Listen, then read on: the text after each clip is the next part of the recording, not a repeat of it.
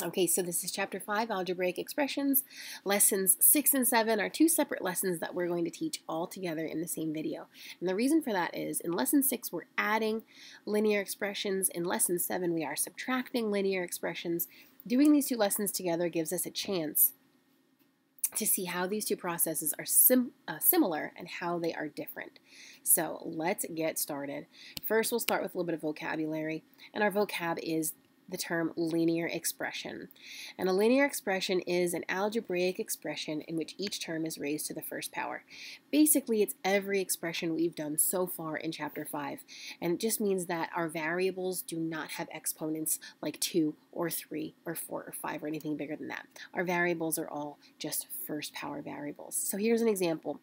5x minus 2. So see how we don't have a 2 or a 3 or a 4 here as our exponent? That means this is a linear expression.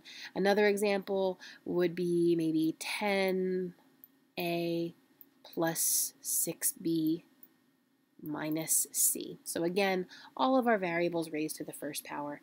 That's a linear expression. Let's add them first.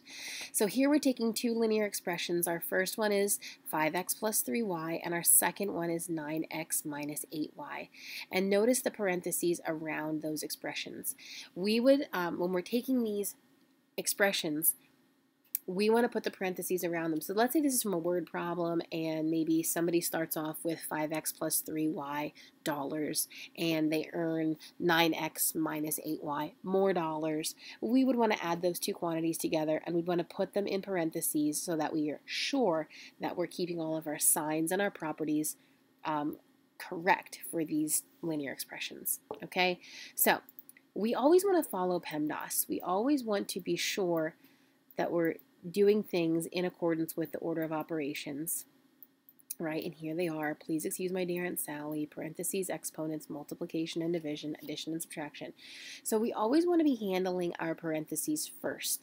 And when I say handling, I mean either solving what's inside or doing something else that allows us to drop those parentheses appropriately in a way that's not going to change the meaning of the problem. So let's take a look at our first set of parentheses. We've got the quantity of 5x plus 3y. Notice there's no signs in front, there's no numbers in front, there's no exponents here at the back of the parentheses. Because we don't have anything kind of locking those parentheses in place, we can actually drop them without doing anything. We can just drop them, 5x plus 3y. And that's because there's nothing in front, there's no exponent, nothing is locking them in place. So that's kind of nice. Poof, they're gone. The second set of parentheses, we're not so lucky. We've got a plus sign right here, and that plus sign is locking those parentheses in place, and we have to do something to get rid of them. So first we try our normal parentheses step. We try to solve the problem inside. 9x minus 8y. Can't do it. They're not like terms. So now we have to go to plan B. Plan B is the distributive property. And we get to do my favorite thing in Chapter 5, and that's use the multiplicative identity property, which means we get to put a 1 right here, and we get to distribute it.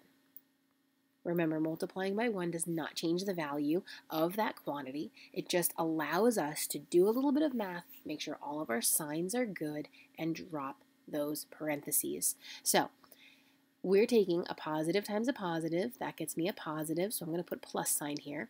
1 times 9x is 9x.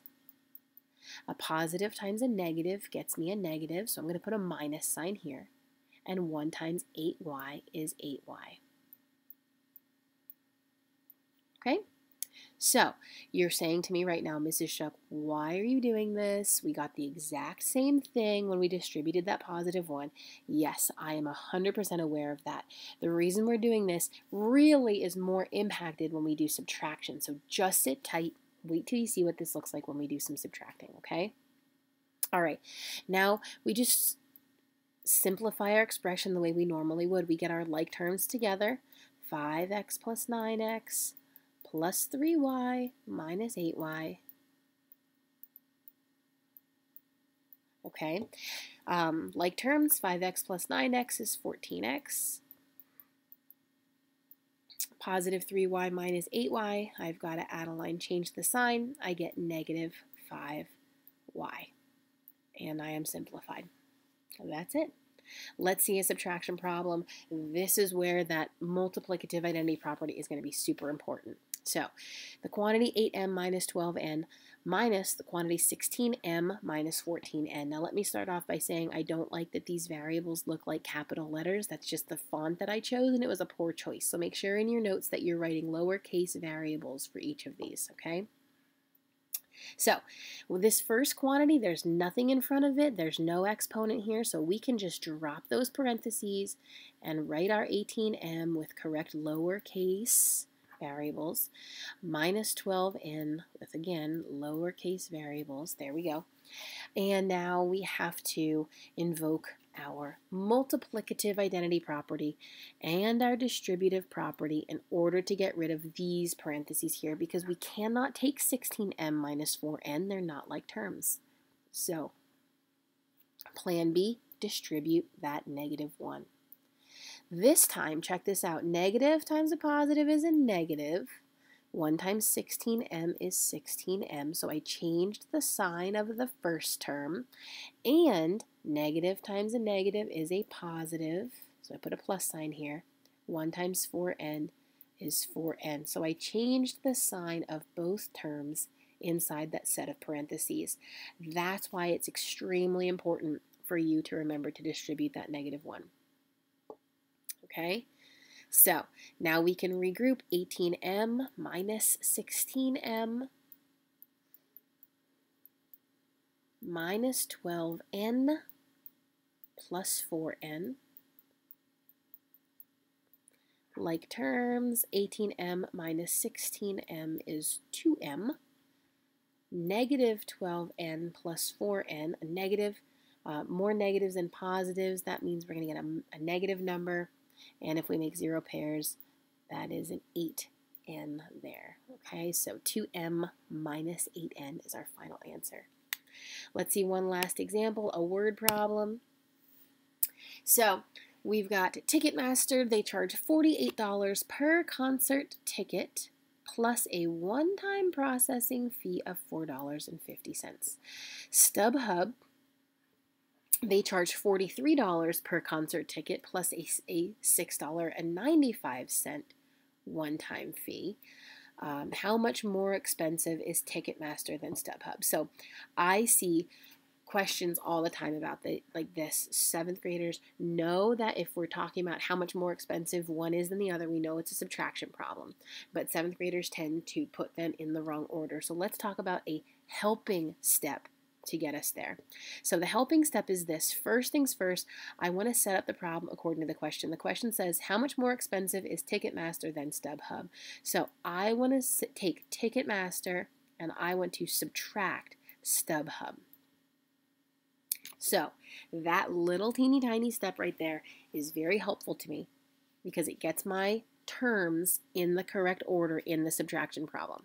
Okay, now what I need to do is I need to figure out what algebraic expression or what linear expression I'm going to put in for Ticketmaster. So get your parentheses out because we're doing some substitution here. Ticketmaster is $48 per ticket. Per is a multiplication word. Remember that. We talked about that very early in this chapter. So it's going to be $48 times the number of tickets we buy. Do we know how many tickets we bought? Let's read on. We're buying X tickets. So that's 48X, okay? 48X. But don't forget, we also have to pay a processing fee. Just one processing fee. Doesn't matter if I buy 1 ticket or 40 tickets. I'm going to pay one processing fee, so I'm going to add $4.50 to whatever I pay for the tickets. So this expression represents how much we would pay at Ticketmaster. Bring down your subtraction sign, and now we need another expression to represent StubHub. StubHub charges $43 per concert ticket. So $43 per ticket, and we're buying X tickets. They also have a processing fee of $6. $4.95. So a cheaper ticket, but a more expensive processing fee. Okay? So there's our expression. You can see that I put my parentheses there, and the reason for that is because I'm substituting an expression in for Ticketmaster. I'm substituting an expression in for StubHub, and now I can go ahead and I can simplify that expression. I can do the subtraction problem. First set of parentheses can just go away because there's nothing locking them into place. There's no number in front of the parentheses. There's no exponent, so those parentheses can just poof, go away. Second set, not so much. We've got a symbol here locking those parentheses in place, so we have to distribute the -1. Negative times a positive is a negative. 1 times 43x is 43x. Negative times a positive is a negative. 1 times $6.95 is $6.95. So we're going to regroup. I get 48x minus 43x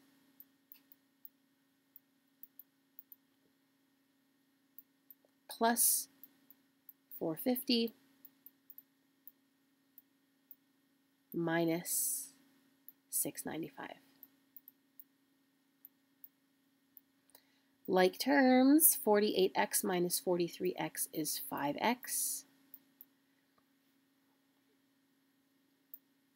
Positive $4.50 minus $6.95. We're going to add a line change the sign. I've got more negatives than positives, so I get a negative answer. Subtract them because I'm making 0 pairs, and I get $2.45. Okay, so to finish this off, because it is a word problem, we want to put parentheses around it, and then we want to write the word dollars.